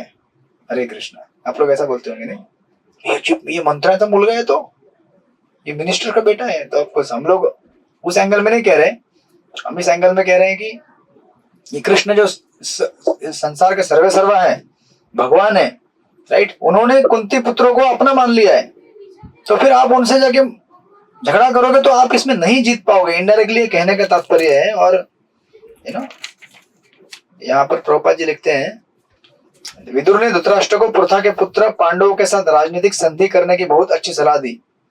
पहली बात जो उन्होंने कही वह यह है कि भगवान कृष्ण उनके फुफेरे भाई के रूप में उनके निकट संबंधी है, क्योंकि कृष्ण पूर्ण पुरुषोत्तम भगवान है, आते हुए समस्त ब्राह्मण तथा देवताओं द्वारा पूज्य है, जो ब्रह्मांड के कार्यकलापों का नियंत्रण करते हैं।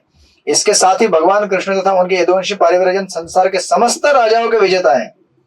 तो अभी देख लो, ये भगवान भी है, भगवान है तो उधर ही खत्म हो गया था बात। लेकिन मूर्ख है धृतराष्ट्र, समझ नहीं पाता है भगवान है करके, इसलिए उसको बोलना पड़ रहा है, विदुर जी को बोलना पड़ रहा है कि देखो जितने भी संसार के राजा हैं उन सबके ऊपर यदुकुल ने विजय प्राप्त की, और यदुकुल किसका है? कृष्ण का है, right?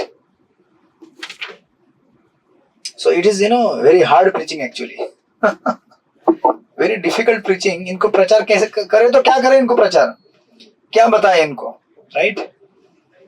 So it is, Pandava के साइड में कोई कंफ्यूजन नहीं है, बिकॉज पांडव पहले से भगवान के भक्त है, राइट? जिनको संरक्षण मिला है भगवान का। भगवान के साइड में सारे देवता है, सारे ब्राह्मण है, सब कुछ है, राइट? तो इसीलिए क्या होता है ना कि मेटेरियल इंटेलिजेंस जो है ना, भौतिक बुद्धि, ये बहुत ये हमने जो प्रथम स्कंद में पढ़ा था, निरस्तम कुहकम सत्यम परम धीमहि, इस जगत के घने कोहरे के परे आध्यात्मिक जगत है। हमारा बुद्धि इस जगत में क्या हो गया? घने कोहरे की तरह हो गया है। इसलिए आपको प्रभुपाद क्या प्रसाद का टाइम हो गया क्या? नहीं, अभी तो 7:41 हो गया और 20 मिनट है। हरे कृष्णा। कहाँ से प्रसाद की आवाज आ रही है? हरे कृष्णा। आपने सुना होगा प्रभुपाद जी का एक लेक्चर, प्रभुपाद जी लेक्चर में कई बार कहते हैं, क्रिश्चियन मिशनरी का एक उदाहरण देते हैं, क्रिश्चियन प्रीचर का। एक क्रिश्चियन प्रीचर एक बार प्रचार करने के लिए यहाँ पे जाता है, वो क्या बोलते हैं उसको, खदान रहते हैं ना, कोल माइन, यहाँ पे वो अंडरग्राउंड रहता है पूरा एकदम घने अंधकार में, जहाँ पे लाइट लगती है और अंदर काम करते हैं वो लोग। तो जाके बोले कि देखो भाई, जो जीसस को सरेंडर नहीं करेगा ना, वो व्यक्ति क्या होगा? नरक में जाएगा। ये लोग बोले नरक? हम लोग ऑलरेडी नरक में है। नरक मतलब क्या होता है? जहाँ पे घना अंधेरा हो, जहाँ सूर्य की रोशनी देखने को नहीं मिले दिनों दिनों तक। ये अंडरग्राउंड टनल के अंदर काम करने वाले लोग बोले कुछ समझ में नहीं आ रहा है हमें नरक क्या होता है। तो ये प्रीचर को दिमाग लगाना पड़ता है। जैसे यहाँ पे विदुर जी दिमाग, आपको विदुर जी प्लेन ट्रुथ कह रहे हैं। तो प्रीचर कहता है कि देखो भैया, जानते हो नरक मतलब क्या होता है? बोले पता नहीं, नरक तो हम ऑलरेडी नरक में है। बोले अरे नरक मतलब ऐसी जगह जहां पे न्यूज़पेपर नहीं मिलता है। बस ये लोग सुनते हैं न्यूज़पेपर नहीं मिलता है, अरे बाप रे, तो हमको वहां नहीं जाना है, हमको वहां नहीं जाना है। तो आप लोग अभी भी ये समझ में नहीं आया, आज की भाषा में बोलना पड़ेगा। अरे नरक जानते हो क्या होता है? जहां मोबाइल और इंटरनेट नहीं मिलेगा। हरे कृष्ण। मोबाइल और इंटरनेट नहीं मिले तो आप कौन जाएगा? आज पूरे विश्व भर में कोई ऐसे जगह में जाना चाहता है कि जहां पे मोबाइल और इंटरनेट ना हो? आप बोलेंगे कि मोबाइल इंटरनेट नहीं मतलब मेरा जीवन का अस्तित्व समाप्त हो गया। भले 2 टाइम प्रसाद ना मिले, लेकिन मोबाइल इंटरनेट होना चाहिए। रास्ते में आप जाएंगे, भिखारी लोग भीख मांगते हैं, वो व्हाट्सएप देखते रहते हैं। यूट्यूब में गाने सुनते रहते हैं। मैं बोलता हूँ यार भिखारी कैसे हो गए लोग, है ना? अच्छा खासा स्मार्टफोन लेकर स्मार्टफोन पे बातें करते रहते हैं, है ना? तो प्रीचर को ऐसा दिमाग लगाना पड़ता है ना? लोग बोले कि हम भक्ति करेंगे, जीसस की भक्ति करेंगे, राइट? धृतराष्ट्र लेकिन इतना मूर्ख है, उसको इस तरह से समझाया जा रहा है ना, कि आपको क्या चांस है पांडव की तरफ जीतने के लिए। आप पांडव से लड़ाई भी कर लो तो कैसे जीतेंगे आप? जिसके पक्ष में श्री कृष्ण है, जिसके पक्ष में संसार के समस्त राजा लोग लगे हुए हैं, आप उनसे कैसे जीत सकते हैं, राइट? एक्चुअली विश्वनाथ चंद्र ठाकुर अपने कमेंट्री में कहते हैं, समझाने धृतराष्ट्र को समझाते हुए कहते हैं, विश्वनाथ चंद्र ठाकुर कहते हैं कि अरे धृतराष्ट्र जानते हो, ये कृष्ण जो है ना, ये बचपन से ही इन्होंने बड़े बड़े असुरों का वध किया, जैसे पूतना, कंस, जरासंध, बड़े बड़े असुरों का वध किया है। बाद में जब इन्होंने इंद्र, वरुण, ब्रह्मा, इन सबको अपने अधीन किया। आप देखे होंगे गोवर्धन लीला, जिसमें इंद्र को अपने अधीन कर लिया, ब्रह्मा जी अब इनकी लीला से बेविल्डर हो गए। सो अगर आप अपना अच्छा गुडविल जानना चाहते हो, या फिर चाहते हो कि आपका भला हो, तो आपको चुपचाप पांडव पुत्रों के साथ संधि कर लेनी चाहिए और उनकी बातें मान लेनी चाहिए, राइट? लेकिन अभी धृतराष्ट्र क्या कहेगा, है ना? हो सकता है कि धृतराष्ट्र कहे, तो प्रभुपाद ने वही चीज प्रॉपर्ट में लिखी है विश्वनाथ ठाकुर की सेकंड पैराग्राफ में, कि जिन्होंने इंद्र, है ना, जैसे राजाओं को जीत लिया था, असुरों को समाप्त किया था ना। फिर अभी क्वेश्चन ऐसा रहेगा, धृतराष्ट्र ऐसा कह सकता है कि ओके, मैं आपके इन सारी बातों को तो मानता हूं, मैं मानने की कोशिश कर रहा हूं, राइट, लेकिन मैं क्या करूं, मेरा बच्चा नहीं मानेगा। तो बच्चा नहीं मानेगा मतलब क्या करेंगे आप, है ना? कभी कभी घर में ऐसा होता है, आपको कुछ बात सही लगती है लेकिन बच्चे को सही नहीं लगती है, इसलिए आपको वही करना पड़ता है जो बच्चा चाहता है। तो धृतराष्ट्र यहाँ पे कह रहा है कि मैं तो मान रहा हूं आपकी बात, है ना, लेकिन मेरा बच्चा नहीं मानेगा। युधिष्ठिर तो क्या करना चाहिए? तो इसके रिस्पॉन्स में 13वें श्लोक में विदुर जी कहते हैं, श्लोक नंबर 13, सृष्टिपति प्रभु पढ़िए श्लोक नंबर 13।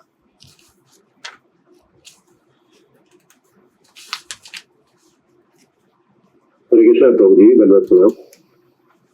सैष दोषः पुरुषादिडास्ते ग्रहान् प्रविष्टो यमपत्यमत्या कृष्णासि कृष्ण दुमिखो गतश्रीस् त्यजाशैवं कुलकौशलाय। तुम साक्षात अपराध रूप दुर्योधन का पालन पोषण अपने अच्युत पुत्र के रूप में कर रहे हो, किंतु वो भगवान कृष्ण से ईर्ष्या करता है। क्योंकि तुम इस तरह से कृष्ण के अभक्त का पालन कर रहे हो, अतः तुम समस्त शुभ गुणों से विहीन हो। तुम यथाशीघ्र इस दुर्भाग्य से छुटकारा पालो और सारे परिवार का कल्याण करो। श्री कृष्ण प्रभु जी, धन्यवाद। और ये कौन सुन रहा था बाजू में बैठकर? ये कौन सुन रहा था?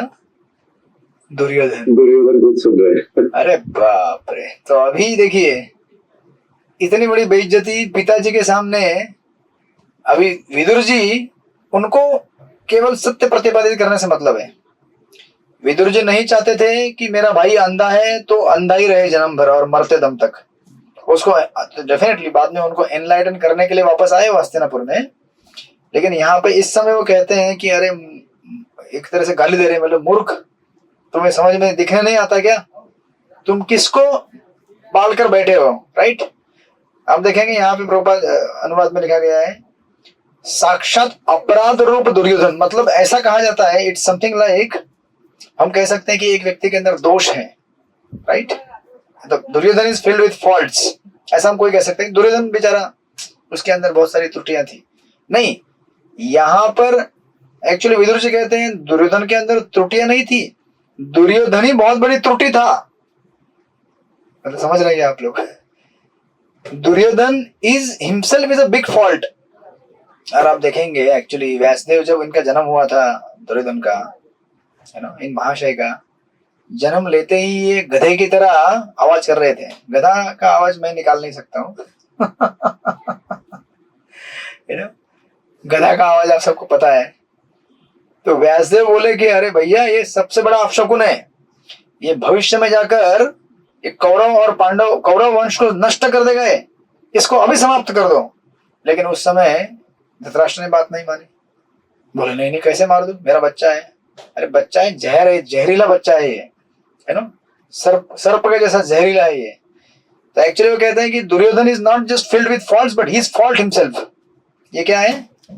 ये खुद त्रुटि है, फॉल्ट पर्सोनिफाइड, इसलिए कहा यहाँ पे साक्षात अपराध रूप इस दुर्योधन का तुम पालन पोषण कर रहे हो, राइट?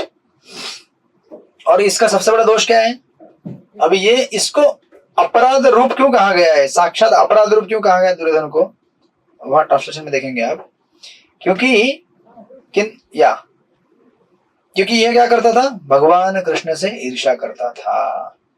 तो जो भी व्यक्ति भगवान से ईर्ष्या करता है या भगवान का तिरस्कार करता है, वो सबसे बड़ा क्या हो जाता है? पापी व्यक्ति हो जाता है। और इस तरह प्रभुपाद ट्रांसलेशन में कहा गया है, क्योंकि तुम इस तरह से कृष्ण के अभक्त का पालन कर रहे हो, अतएव तुम समस्त शुभ गुणों से विहीन हो, राइट? सो आपने वो श्लोक कई बार सुना है, यस्य अस्ति भक्तिर् भगवति अकिंचन सर्वे गुण तत्र समासते सुर। जो देवता होते हैं उनके अंदर क्या होता है? अच्छे अच्छे गुण होते हैं। जो असुर होता है, राइट, उसके अंदर कोई अच्छे गुण हो ही नहीं सकते, राइट? सो इस प्रकार वो कहते हैं यहाँ पे कि दुर्योधन ने क्या किया है ना, दुर्योधन ने न केवल, परपट में पढ़ेंगे हम इसको, दुर्योधन ने न केवल आपके घर में प्रवेश किया है, किंतु दुर्योधन ने आपके बुद्धि और मन के अंदर भी प्रवेश कर लिया है। घर में प्रवेश करना एक अलग बात होती है, लेकिन आपके मन में और आपके बुद्धि में प्रवेश कर ले तो आपका सत्यानाश करके छोड़ देगा ये, राइट?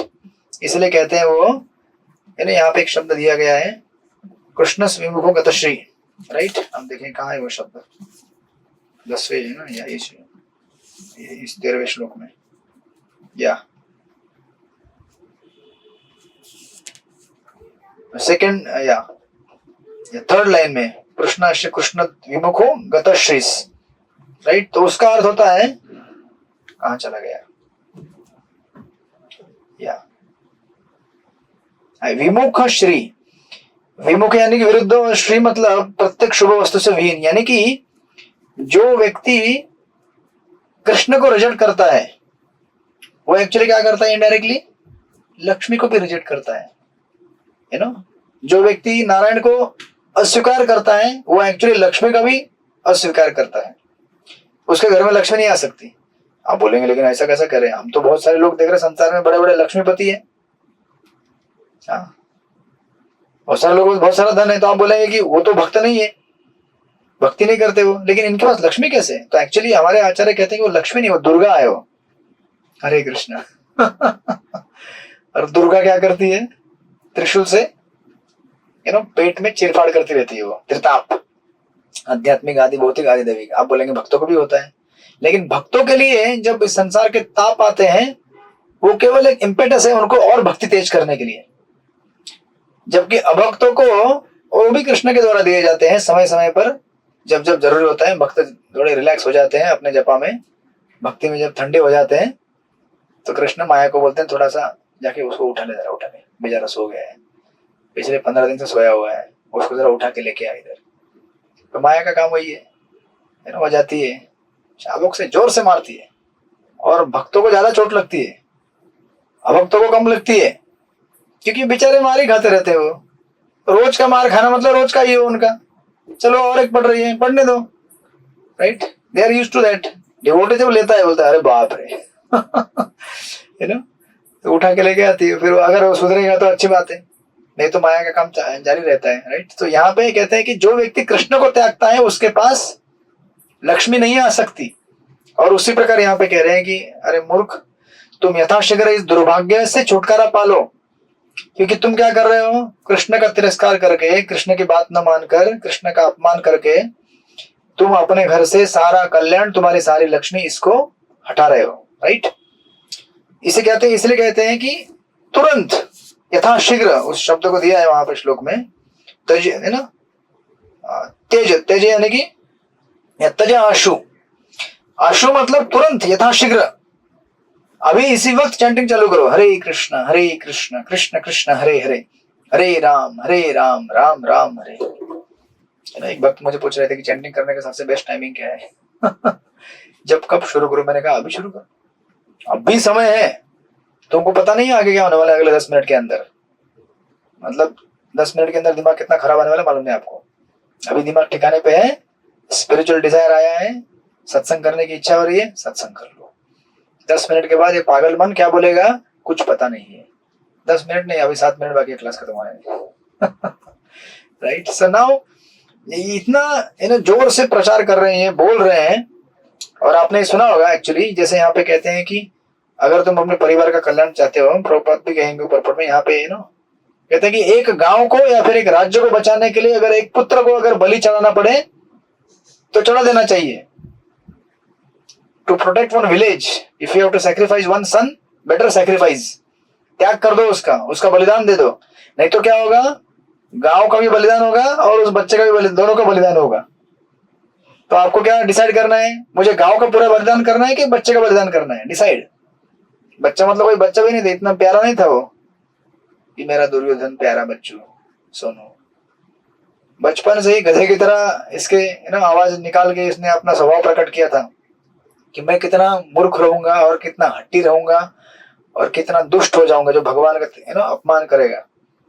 इसलिए उसको कहते हैं कि तुम इसको त्याग दो, राइट। प्रभुपाद परपट में लिखते हैं, अच्छा पुत्र अपत्य कहा जाता है, अर्थात वह पिता को नीचे नहीं गिरने देता। पिता के मरने पर पुत्र भगवान विष्णु को प्रसन्न करने के लिए यज्ञ संपन्न करने अपनी पिता की आत्मा की रक्षा कर सकते हैं। देखिए यहाँ पर साक्षात विष्णु आए घर पे। अब हमारे घर परिवार में गुजरता है तो हम लोग उसके लिए पिंडदान करते हैं, यज्ञ करते हैं, भगवान विष्णु को पूजा अर्पणा करके उनकी मुक्ति के लिए प्रार्थना। यहाँ पे साक्षात कृष्ण घर में प्रकट हो गए और कृष्ण समझा रहे हैं दोनों को, बाप बेटा को। अभी बाप से बोलने गए तो दोनों को बोल रहे थे, शांतिदूत बन के गए, समझाए कि अरे बेटा नरक में जाओगे, कठिन प्रसंग आएगा जीवन में, ये सब समझा रहे हैं, लेकिन सुनने को तैयार नहीं हो। यह प्रथा भारत में अब प्रचलित है। अपने पिता की मृत्यु के पश्चात पुत्र भगवान विष्णु के चरण कमलों पर यज्ञ करने के लिए गया जाते हैं, और इस तरह पिता पथच्युत यदि हो गया है तो पिता की आत्मा का उद्धार किया जाता है। किंतु यदि पुत्र पहले से विष्णु का शत्रु हो, हरे कृष्णा, तो उसका कौन उद्धार करेगा? अगर यदि पुत्र पहले से विष्णु का शत्रु हो तो भला ऐसे शत्रु भाव में हो भगवान विष्णु के चरण कमलों में यज्ञ कैसे कर सकता है? श्री कृष्ण प्रत्यक्ष भगवान विष्णु है और दुर्योधन उनकी और शत्रुवत था, अतः वह अपने पिता धृतराष्ट्र की मृत्यु के बाद उसकी रक्षा नहीं कर सकता था। सो लाइक दैट प्रभुपाद ने यहाँ पे समझाया है, विदुर ने धृतराष्ट्र को सलाह दी कि यदि वह अपने परिवार का कल्याण देखना चाहता है तो यथाशीघ्र उसे दुर्योधन जैसे अयोग्य पुत्र से अपने पिंड छुड़ा लेना चाहिए। और चाणक्य पंडित का कोटेशन दिया नीचे, चाणक्य पंडित भी कहते हैं नीति उपदेश के अनुसार ऐसे पुत्र से लाभ क्या जो ना तो विद्वान है न भगवत भक्त है, राइट। आप देखेंगे यदि पुत्र भगवत भक्त नहीं है तो वह अंधे नेत्रों के समान पीड़ा का कारण होता है। कभी कभी नेत्र चिकित्सक ऐसे व्यर्थ आंखों को उनके गोलकों से निकाल देने की सलाह देते हैं जिससे निरंतर पीड़ा से छुटकारा मिल सके, राइट। सो नाउ समटाइम्स आपने देखा होगा, है ना, ये एक एनालॉजी दी गई है, 2 मिनट में इसको पूरा करेंगे, हो गया, 2 मिनट में छुट्टी मिलेगी आपको, ठीक है। वो कहते हैं, ये पता नहीं मुझे, डॉक्टर लोगों को मालूम रहेगा, जो एक्चुअली ब्लाइंड रहते हैं ना, अंधे लोग, बचपन से अंधे या कुछ कारणों से अंधे हो गए हैं, अगर आंख अंधी हो गई है तो आपको उससे दिखती नहीं है, इट्स एक्चुअली यूजलेस, राइट। वो उपयोगी नहीं है, लेकिन ऐसी अनुपयोगी आंख भी कभी कभी अगर उसमें इंफेक्शन हो जाए तो तकलीफ देती है। समझे कि नहीं आप? अगर उसमें कुछ इंफेक्शन हो गया, कुछ बीमारी हो गई, तो आंख तो काम की है नहीं और ऊपर से तकलीफ भी दे रही है, तो डॉक्टर क्या सलाह देते हैं, भैया इस आंख को निकाल के दो ना, निकाल दो ना उसको। बार बार अगर उसमें इंफेक्शन हो रहा है, उससे आपको तकलीफ हो रही है, उस आंख से देखने वाले तो हो नहीं, देखने के लिए है भी नहीं वो आंख, और फिर उसमें इंफेक्शन हो गया तो उनको प्रॉब्लम होती है। उसी प्रकार यहाँ पे दुर्योधन की तुलना ऐसे पुत्र से की गई है। दुर्योधन ऐसा पुत्र है, ऐसी आंख है जिससे वो देख भी नहीं सकते ठीक से संसार को, और ऊपर से बीच बीच में परेशानी भी करता है। तो ऐसे पुत्र को पाल के फायदा क्या है, राइट। बेटर इसको यहां से निकाल दो, खत्म करो, राइट। और इसलिए वो अपत्य शब्द का इस्तेमाल किया गया है। वो कह रहे हैं कि आप अगर इसको नहीं निकालोगे तो आपके घर की सारी प्रॉस्पेरिटी चली जाएगी, लक्ष्मी चली जाएगी, क्योंकि आप कृष्ण का त्याग करोगे, राइट। अब इसके अगर प्रसंग में अगर धृतराष्ट्र कहे या फिर कोई और कहे, लेकिन अगर मैं अपने पुत्र का त्याग करूंगा तो मेरे घर पे ब्लैक स्पॉट आ जाएगा, मेरा परिवार का नाम बदनाम हो जाएगा ना। जानते ना आप लोग, घर से अगर समझो लड़का ने भाग कर अगर शादी कर लिया, हरे कृष्ण,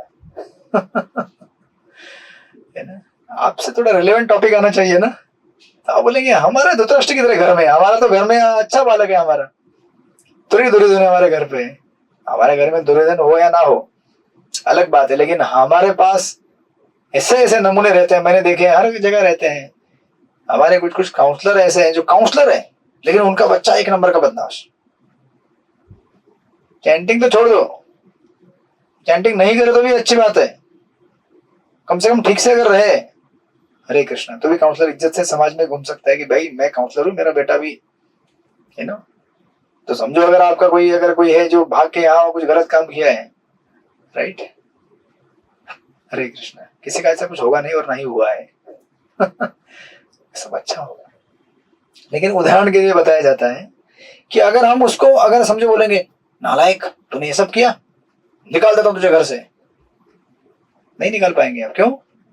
क्योंकि पूरे समाज में आपकी बदनामी हो जाएगी। अरे जानते हैं उनका बच्चा, और ज्यादा फैलेगा वो न्यूज, आप घर से निकाल नहीं सकते। तो यहाँ पे धृतराष्ट्र तर्क कर सकते हैं कि मैं मेरे पुत्र को घर से निकाल सकता हूं, लेकिन ये फिर मेरे घर पे ब्लैक स्पॉट आ जाएगा, एक काली मां आ जाएगी।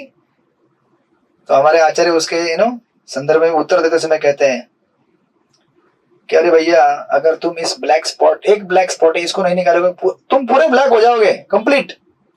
अभी तो एक स्पॉट है, काला है थोड़ा सा, तुम पूरे काले हो जाओगे, पूरा घर परिवार काला हो जाएगा, जल के राख हो जाएगा। समझने की कोशिश करो, राइट। वो कहते हैं try to understand the benefit of your family. और वही तर्क समझाने की कोशिश करते हैं कि एक परिवार को बचाने के लिए, एक गांव को बचाने के लिए, एक राज्य को बचाने के लिए एक व्यक्ति का त्याग करना बड़ी अच्छी बात है, क्योंकि उससे पूरा राज्य बचेगा, सब कुछ बचेगा।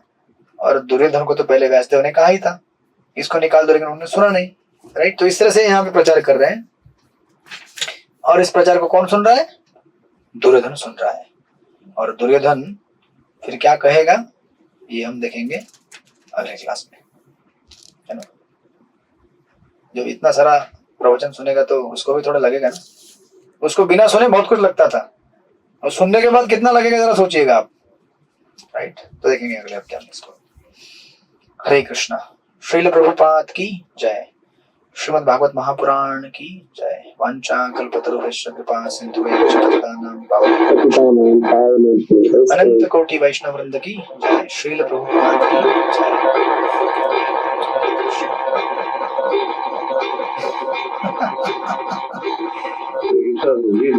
अरे इतने जल्दी मिक्सर क्यों लगा रहे हो?